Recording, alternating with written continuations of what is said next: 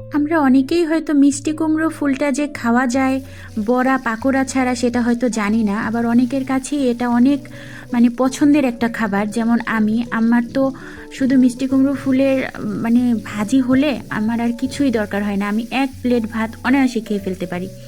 খুবই ইজি এবং খুবই সহজ, যে কেউ পারবে। প্রথমে পেঁয়াজ আর কাঁচামরিচ একটু তেলের উপর দিয়ে লাল লাল ভাজা ভাজা করে একটা ডিম ছেড়ে দিব। ডিমটা ঝুরি ঝুরি করা হয়ে গেলে তারপরে আগে থাকতে আমি কুচিয়ে রেখেছিলাম মিষ্টি কুমড়ো ফুলটা, বেছে পরিষ্কার করে ছোট ছোট করে কুচিয়ে রেখেছিলাম, ওইটা দিয়ে দিব। আর এখানে ফুল বেশি হলে আর কিছু দেওয়ার দরকার নাই। আমার কাছে এক আটি ফুল আমি কিনেছিলাম, সেটা কাটার পরে খুবই অল্প হয়ে গিয়েছিল। এর জন্য আমি আমার বারান্দা থেকে 3-4টা মিষ্টি কুমড়োর পাতাও এর মধ্যে কেটে কুচি কুচি করে দিয়ে দিয়েছিলাম। তো এটা অপশনাল, শুধু ফুলটাই অনেক বেশি মজা লাগে খেতে। তো এখন খুব ভালো করে নেড়েচেড়ে মিশিয়ে দিচ্ছি। এটা হতে ম্যাক্সিমাম 5 মিনিট সময় লাগবে ম্যাক্সিমাম। আর লবণটা স্বাদ মতো। তো এই যে আমি নাড়াচাড়া করে দিচ্ছি, একটু পরে অল্প একটু পানি ছাড়বে, 2-1 মিনিট নাড়াচাড়া করার পরে অল্প হালকা করে পানি ছেড়ে দিবে। তো ওই পানিটাই সিদ্ধ হয়ে যাবে, এক্সট্রা তো কোনো পানি অ্যাড করারই প্রয়োজন নাই।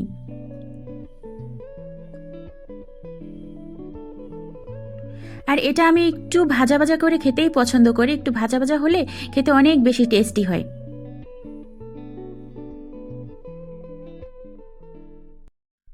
ও আর অবশ্যই এটা ঠান্ডা করে খাওয়া যাবে না, গরম গরম গরম গরম ভাতের সাথে খেতে হবে।